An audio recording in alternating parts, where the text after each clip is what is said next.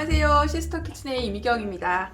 오늘은 무생채 한번 해볼 건데요. 무생채 하셔가지고 그냥 반찬으로 드셔도 좋고요. 아니면 밥 있으면 그 일품 요리로 그냥 비빔밥 해 드셔도 좋을 것 같아요. 일단 무는 껍질을 좀 벗겨주시는데 사실 껍질이 깨끗하면 그냥 쓰셔도 돼요. 우리 오늘 무생채는 집에서 뭐 한 2인분 정도 준비하신다 그러면은 한 4, 5cm 길이 정도로 한 토막 정도만 하셔도 될 거예요.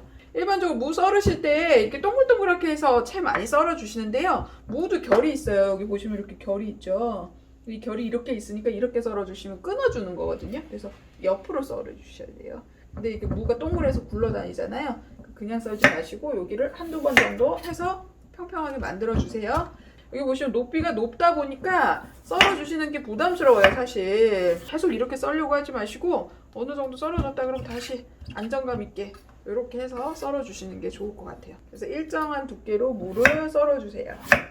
그래서 절대 급하게 썰지 마시고요. 천천히 썰어주세요. 무를 이렇게 해서 썰어주시도록 하세요.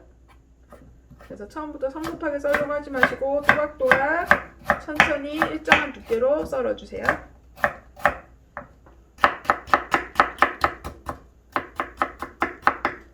오늘 비빔밥에 들어갈 재료들이라 야채 다른 거 조금 더 준비했거든요. 여기까지 손질해 놓고 무생채 해보도록 할게요. 뭐 치커리라든지 깻잎이라든지 이건 곁들임이에요. 없으면 뭐 생략하셔도 되고요. 같이 있으면 넣어 놓으시면 조금 파릇파릇하기도 하고 또 무생채의 매운맛하고 뭐 이런 것들을 요 생야채가 들어가면서 또 신선한 맛도 주기도 하고요. 그래서 깻잎도 이렇게 채로 좀 썰어 주시고 치커리도 손으로 요거는 보기 좋으니까 이렇게 뜯어가지고 준비해 주세요. 자, 무생채는요, 사계절로 보면은 생채하는 방법이 조금씩 다 틀릴 수가 있어요. 여름철에는 무에 물이 굉장히 많기 때문에 그때는 소금을 좀 뿌려가지고 살짝 절여주세요. 그래서 절여서 물이 조금 나오면 그 물을 빼버리시고 하시면 좋고요. 이 겨울무 같은 경우에는 물이 그렇게 많이 나오지 않아요.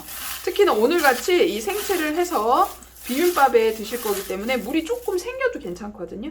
소금을 굳이 많이 뿌려서 절이지 마시고 그냥 바로 버무리셔도 돼요. 먼저 고춧가루를 넣어가지고 물을 좀 들여주세요. 왜 김장할 때도 보면은 이 무채에다가 고춧가루를 넣어가지고 슥슥슥 먼저 버무려 주시잖아요. 그게 이제 숨을 죽이는 역할도 하기도 하는데요. 빨갛게 물 잘 들으라고. 여기 보시면 고춧가루가 얼룩덜룩 하잖아요. 고춧가루만 하게 되면은 뭔가 조금 양념이 조금 부족한 느낌이 들 수가 있어요. 그래서 그럴 때는 뭘 넣냐면요. 이 고추장이 있으면 고추장을 조금만 넣어주세요. 이건 기호예요. 그래서 무가 좀 숨이 죽으라고 섞어주고 있습니다. 이렇게 빨갛게 원하시는 것만큼의 물을 좀 들여주세요. 소금 아까 조금 넣기는 했는데 부족해요. 여기에 설탕.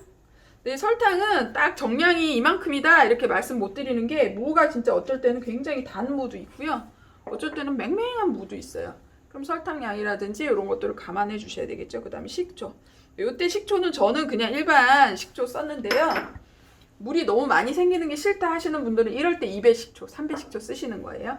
네, 무는 파하고 마늘이 있으면 좀 넣으세요. 그리고 생강도 조금 넣어주시면요. 훨씬 맛있는 무생채 하실 수가 있어요.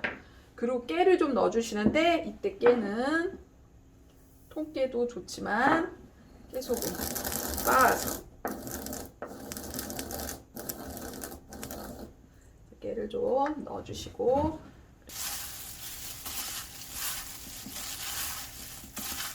이렇게 준비되면 야채 원하시는 만큼 올려주시고요.